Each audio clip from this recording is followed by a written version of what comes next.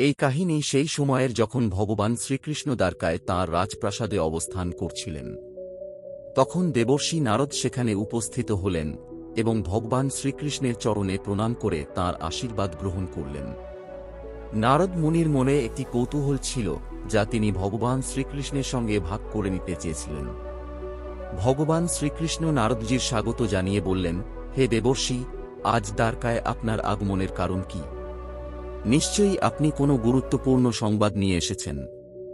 নারদ মুনি বললেন, হে প্রভু, আপনি স্বয়ং নারায়ণ এবং সমগ্র ব্রহ্মাণ্ডের পালনহার। আপনি তো সবই জানেন, তবু আমি আপনাকে একটি প্রশ্ন করতে চাই। ভগবান শ্রীকৃষ্ণ মৃদু হাসলেন এবং বললেন, হে দেবর্ষি, আমি আপনার মনের দ্বিধা অবশ্যই জানি। এই কারণেই আমি আপনার মনে দ্বারকায় আসার চিন্তা দিয়েছি। সুতরাং এখন আপনি দ্রুত আপনার প্রশ্নটি জিজ্ঞাসা করুন।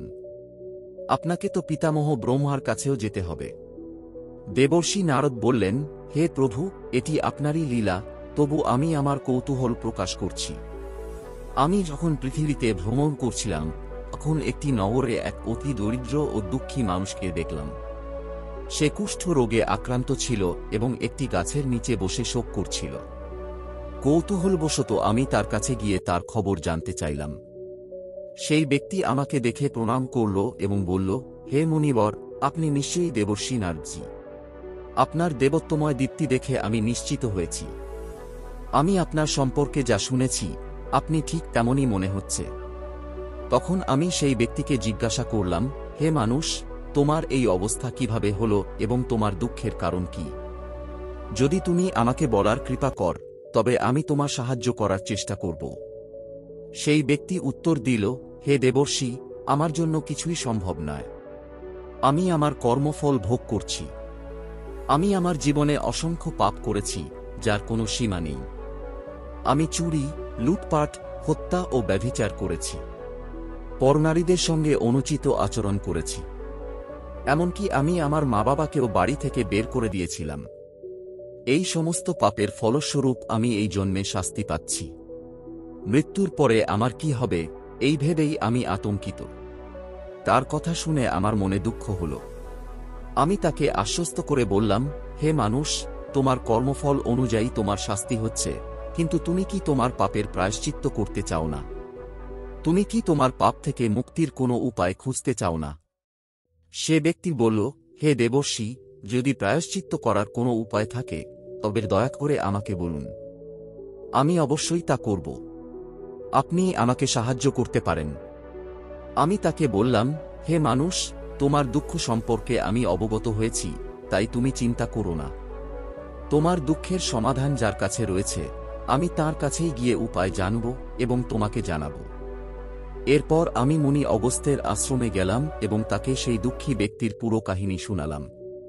তখন মুনি অগস্ত্য আনন্দিত হয়ে বললেন, হে দেবর্ষি, এই সমস্যার সমাধান একমাত্র ভগবান শ্রীকৃষ্ণই করতে পারেন। আপনি তার কাছেই যান, তিনি আপনাকে বলবেন কিভাবে মানুষ দুঃখ ও দরিদ্রতা থেকে মুক্তি পেতে পারে। এই কারণেই, হে প্রভু, আমি আপনার কাছে এসেছি। অনুগ্রহ করে আমাকে এমন একটি উপায় বলুন যাতে আমি সেই দুঃখী ব্যক্তির দুঃখ দূর করতে পারি। ভগবান শ্রীকৃষ্ণ মৃদু হাসলেন এবং বললেন, হে দেবর্ষি, আজ আপনি এক অত্যন্ত গুরুত্বপূর্ণ প্রশ্ন নিয়ে এসেছেন। সমগ্র মানবজাতির কল্যাণের জন্য এই প্রশ্নের উত্তর দেওয়া অপরিহার্য। কিন্তু উত্তর দেওয়ার আগে আমি আপনাকে এক প্রাচীন ইতিহাস বলছি। ইতিহাসই সকল সন্দেহের সমাধান করে। এই কাহিনী শোনার পর আপনার সমস্ত প্রশ্নের উত্তর মিলবে এবং সেই দুঃখী ব্যক্তিরও উদ্ধার হবে। সুতরাং, হে দেবর্ষি, এখন আপনি মনোযোগ দিয়ে এই কাহিনী শুনুন এবং এর প্রচার করুন যাতে আরও বেশি মানুষ এই কাহিনীর উপকার পেতে পারে। দেবর্ষি বললেন, হে প্রভু, আপনার মুখ থেকে এই কাহিনী শোনা আমার সৌভাগ্য। বান শ্রীকৃষ্ণ বললেন, হে দেবর্ষি, ঠিক আছে। এখন আপনি এই কাহিনী মনোযোগ দিয়ে শুনুন। আমি আপনাকে সেই কাহিনী বলছি। হে দেবর্ষি, এই কাহিনী প্রাচীনকালের। মধ্যদেশে এক অত্যন্ত সমৃদ্ধ এবং স্বাভিমানী নগরী ছিল। সেই নগরীতে এক ধনী বণিক বাস করতেন যার নাম ছিল বিশাল সেন। তিনি তাঁর ব্যবসা ও সম্পদের জন্য প্রসিদ্ধ ছিলেন। একসময় তিনি অত্যন্ত ধনী ও সম্মানিত ব্যক্তি ছিলেন। তার কাছে অপরিসীম সম্পদ ছিল, বিশাল প্রাসাদ ছিল এবং তার ব্যবসা দূর দূরান্ত পর্যন্ত বিস্তৃত ছিল। কিন্তু বিশাল সেনের কিছু খারাপ অভ্যাস ও পাপাচারী তার দারিদ্র্যের কারণ হয়ে দাঁড়ায়।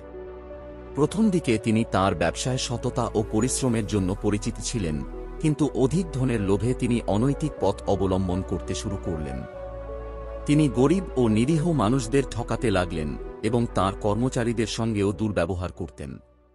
তার প্রথম ভুল ছিল ব্যবসায় মিথ্যা, প্রতারণা ও জালিয়াতির আশ্রয় নেওয়া। তিনি ক্রেতাদের নকল জিনিস বিক্রি করে বেশি টাকা উপার্জনের চেষ্টা করতেন, কর্মচারীদের যথাযথ মজুরি দিতেন না এবং তার ব্যবসায়িক অংশীদারদেরও প্রতারণা করতেন। তার ধনের লালসা ক্রমেই বাড়তে থাকল এবং তার সঙ্গে বাড়ল অহংকারও। অর্থের গর্বে তিনি তার পরিবার ও বন্ধুদের অবহেলা করতে লাগলেন। যিনি একসময় তার পিতামাতার সেবা করতেন, তিনি হঠাৎ এত নিষ্ঠুর ও দুরাচারী হয়ে উঠলেন যে তাদের প্রতি উপেক্ষা প্রদর্শন করতে লাগলেন। তিনি তার মাকে অপমান করতে লাগলেন। একদিন তার মা তাকে বুঝিয়ে বললেন, বাবা, অতিরিক্ত ধনের লোভ ঠিক নয়। এটি তোমাকে ধ্বংসের দিকে নিয়ে যাবে। বিশাল সেন ক্রুদ্ধ হয়ে বললেন, ওরে বুড়ি, তুই এখন আমায় জ্ঞান দিবি? দিনরাত আমার টুকরোয় খাস, আর এখন আমাকেই শেখাতে এসেছিস? যদি এতই খারাপ লাগে তবে আমার টাকায় খাওয়া কেন বন্ধ করিস না? মা দুঃখিত হয়ে বললেন, বাবা, অহংকার মানুষের সবচেয়ে বড় শত্রু। এই অহংকারই তোমার ধ্বংসের কারণ হবে। সময় থাকতে সতর্ক হয়ে যাও। কিন্তু বিশাল সেন মায়ের কথা উপেক্ষা করলেন এবং রাগের মাথায় তাঁর পিতামাতাকে ঘর থেকে বের করে দিলেন। শুধু তাই নয়, তিনি কর্মচারীদের কম মজুরি দিতেন এবং তাদের সঙ্গে খারাপ ব্যবহার করতেন। তার লোভ ও অহংকার তাকে সম্পূর্ণ অন্ধ করে দিয়েছিল। তার খারাপ অভ্যাস বাড়তে লাগল: মদ্যপান, আমিষ আহার, জুয়া খেলা ও দুশ্চরিত্র নারীদের সঙ্গে সম্পর্ক রাখা।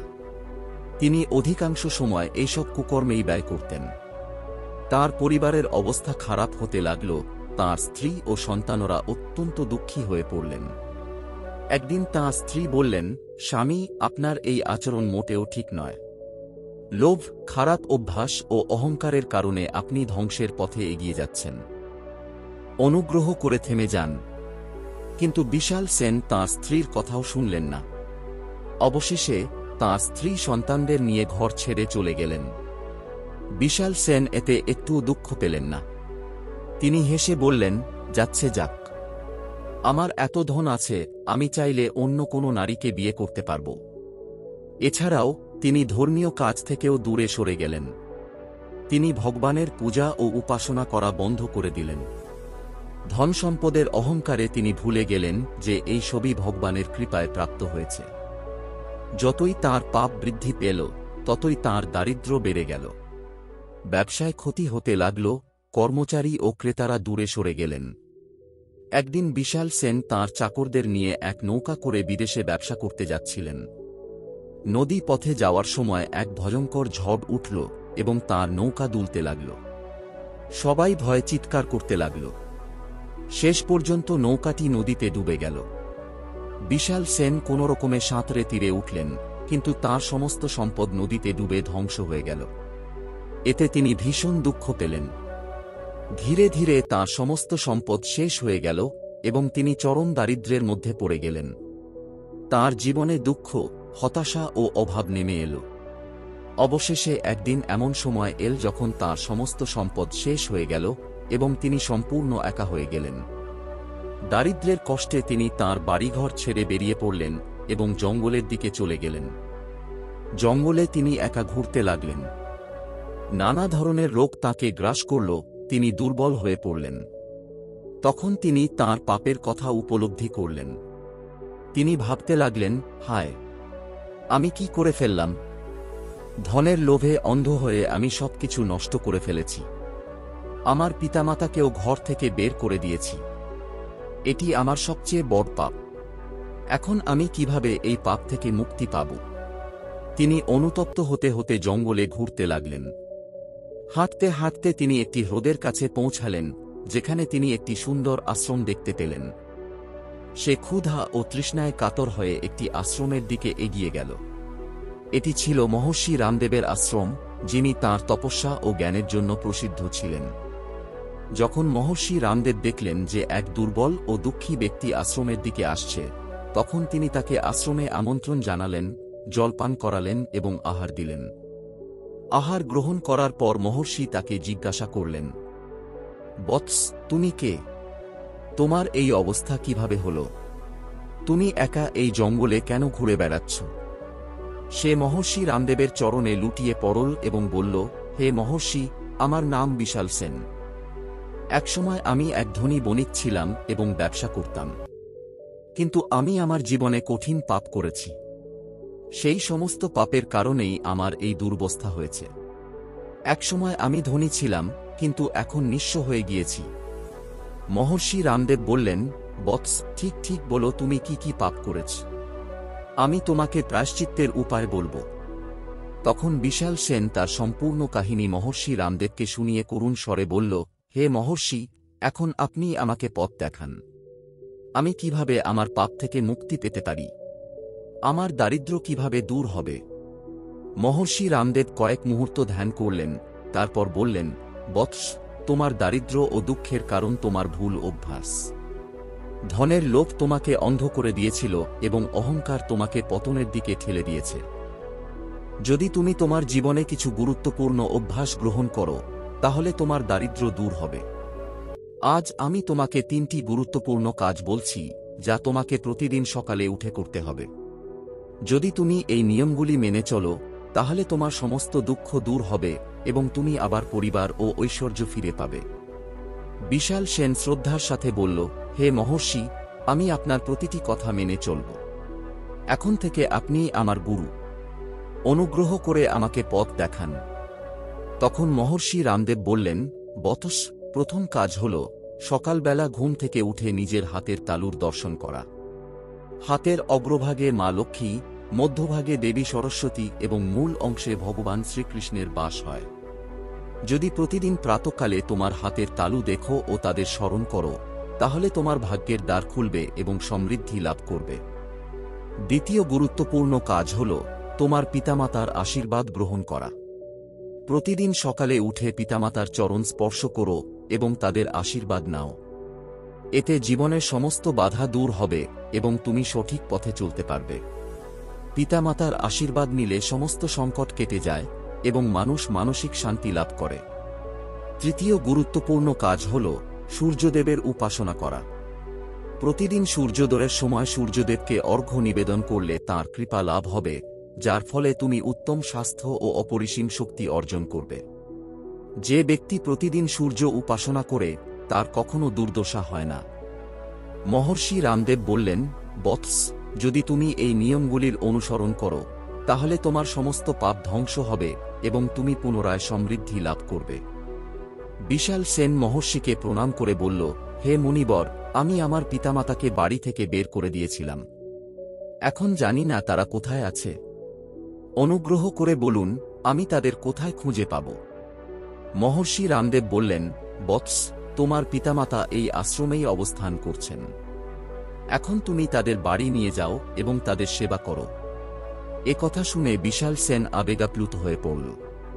সে তার পিতামাতাকে খুঁজে বের করে তাদের চরণে পড়ে ক্ষমা চাইল এবং সসম্মানে বাড়ি ফিরিয়ে আনল। এখন সে প্রতিদিন মহর্ষির দেওয়া নিয়মগুলির অনুসরণ করতে লাগল। সকালবেলা হাতের তালু দর্শন করা, পিতামাতার আশীর্বাদ নেওয়া এবং সূর্যদেবের উপাসনা করা। ধীরে ধীরে তার স্ত্রীও বাড়ি ফিরে এল এবং সেও এই নিয়মগুলি পালন করতে লাগল।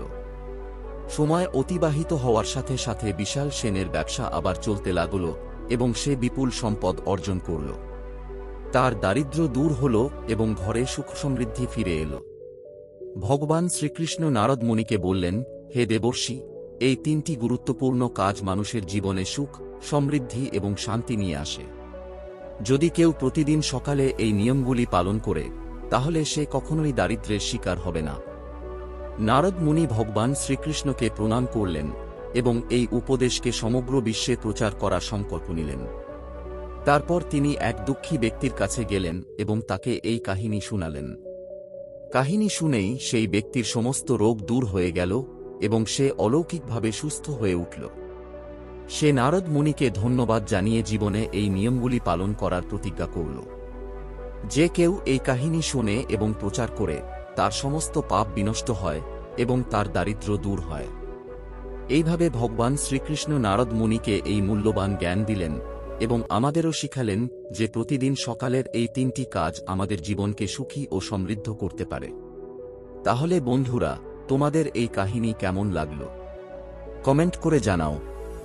যদি ভালো লেগে থাকে তাহলে ভিডিওটি লাইক করো এবং কমেন্টে জয় শ্রীকৃষ্ণ লিখতে ভুলবে না।